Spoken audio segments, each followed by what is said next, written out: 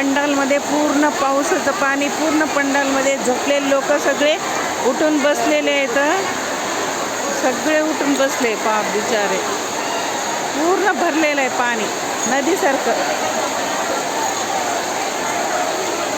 हे सगळे मंडपले मधले सगळे उठून गेले.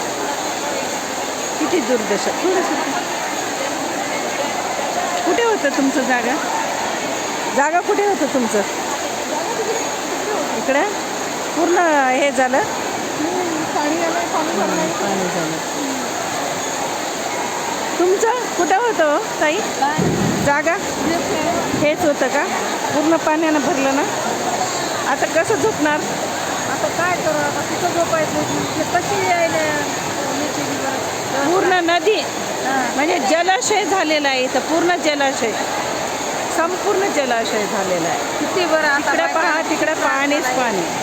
पूर्ण पाणी गेलं अंगाखालून. दोन थोडंसं इथं व्यवस्थापकाने इथं थोडंसं पाहणी केलं असतं, खड्डा, आणि दुपारी पाणी पडलेलं होतं पाऊस, तेव्हा जर हे नाली काढून दिलं असलं मोठं, तर आज ह्या महिलांना इथं त्रास झालं नसतं.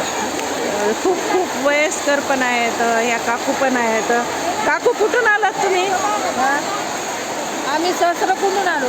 सहस्रकुंडवरून? हो. कुठे आहे जागा?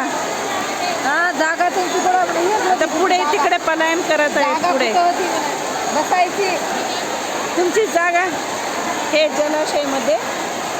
आता पहा इथे खूप पाणी आहे, पाणीच पाणी साचलेलं आहे.